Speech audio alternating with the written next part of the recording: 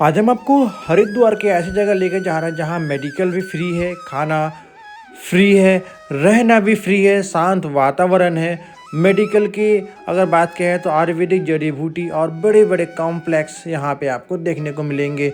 ये है शांति कुंज। शांति कुंज में कितने दिन आप फ्री रह सकते हैं, यहाँ पे आजीवन कैसे रुक सकते हैं, ये मैं आपको बताऊंगा। ये है यहाँ का रिसेप्शन पे आपकी एंट्री होगी। आधार कार्ड आपको चाहिए होगा। यहाँ पे कैसे आए, हर की पैड़ी से कितना दूर है और यहाँ पे 16 संस्कार फ्री किए जाते हैं, उसका क्या प्रक्रिया ये भी मैं आपको बताने वाला हूँ। चलते हैं शांति कुंज। शांति कुंज गायत्री परिवार का मुख्यालय है। गेट नंबर 5 से आपकी एंट्री होगी। यहाँ आएंगे तब आपको ऑटो वाले हर की पैड़ी या फिर रेलवे स्टेशन से डायरेक्ट यहाँ पे पिकअप या ड्रॉप की सेवा देते हैं। 30 रुपया प्रति व्यक्ति के हिसाब से आपको चार्ज लेंगे। यह है यहाँ की पार्किंग। अगर आप अपने व्हीकल से आते हैं, बाइक से आते हैं, तब बहुत बड़ी पार्किंग है। और पार्किंग के लिए आपको यहाँ पे आपको देने होंगे एक आधार कार्ड जिससे बनेगा पास। और अगर आप पार्किंग में अपनी गाड़ी नहीं लगाना चाहते या फिर आपके पास गाड़ी नहीं है, तब आपको एंट्री पास बनाने होंगे। और अगर आप रुकने के लिए आ रहे हैं तो आपको एंट्री पास बनाने के लिए वाहन नंबर और आपको लगने वाला है आधार कार्ड या ड्राइविंग लाइसेंस। इससे आपका पास बन जाएगा। ये पास जब हम वाहन को बाहर निकालेंगे उसके लिए आपको दिखाने होंगे। अब हमारी एंट्री हो चुकी है गायत्री परिवार शांति कुंज में। शांति कुंज गायत्री पीठ के नाम से भी जाना जाता है। पूरे हरिद्वार में फेमस है, पूरे देश दुनिया में फेमस है। अभी हम आपको सबसे पहले दृश्य दिखाते हैं। ये जब आप जहाँ से भी आते हैं देश दुनिया से, तो आपको यहीं पे आना होगा। यहाँ पे आपको एंट्री करानी होगी अगर आप लोग ग्रुप में आ रहे हैं तो। ऐसे तो यहाँ पे आप 2 दिन रुक सकते हैं अगर आप घूमने आ रहे हैं।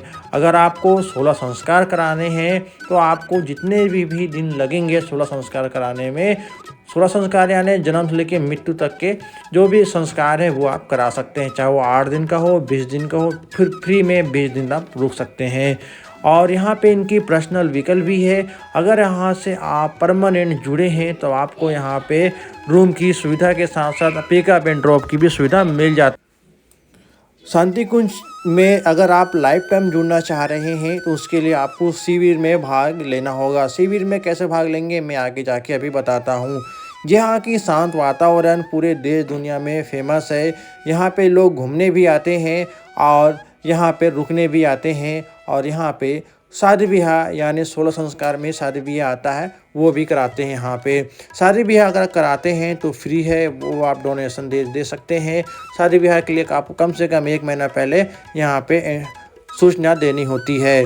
यहाँ पे जगह जगह आपको हैंड वॉश, पीने की पानी, शौचालय की सुविधा मिलेगा। अगर आप घूमने आ रहे हैं तो यहाँ पे कहाँ कहाँ घूम सकते हैं ये आपको देखने को मिलेगा। समाधि स्थान, देवात्मा और साथ में आपको भोजनालय, समाधि स्नान, गायत्री पीठ के दर्शन आपको होंगे।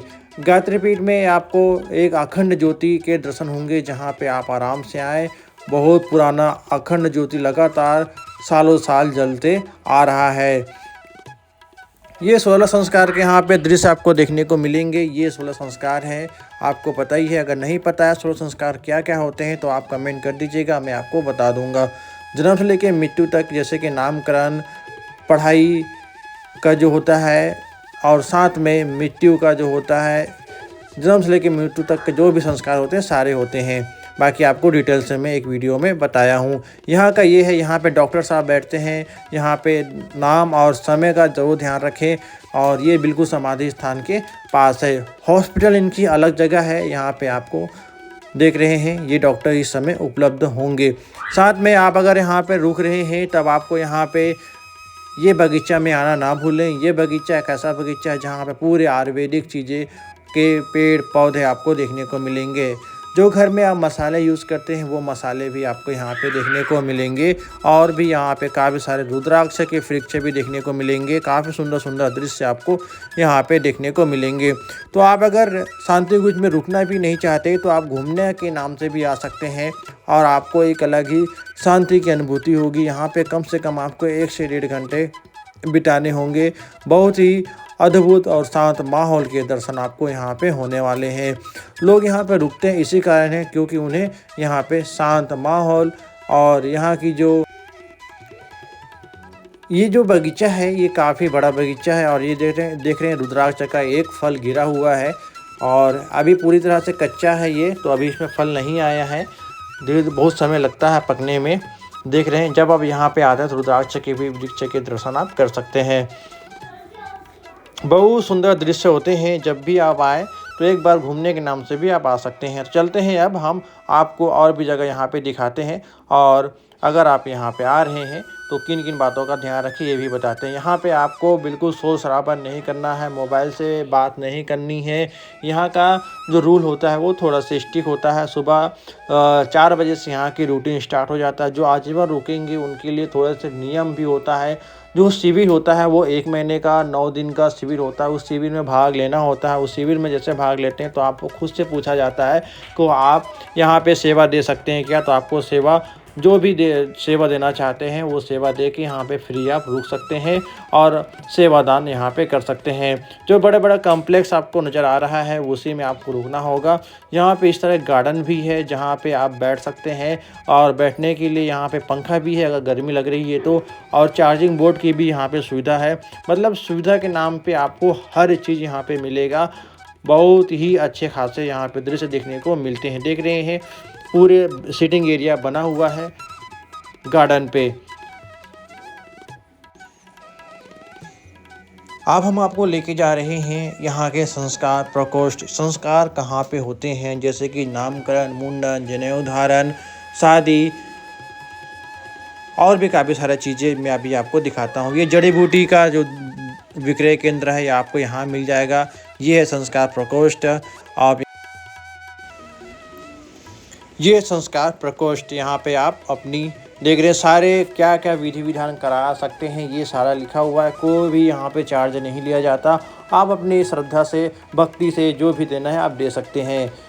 ऐसे तो काफ़ी सारे लोग काफ़ी सारी चीज़ें दान करते हैं आपके अपने हिसाब से। आप ये है यहाँ के भोजनालय सुबह के 8:30 से भोजन मिलना शुरू हो जाता है और शाम के 8:30 बजे तक मिलता है। बीच में 12:30 से 4 के बीच गैप होता है। यहाँ पे गाड़ियाँ देख रहे हैं किस तरह से भर भर के आते हैं।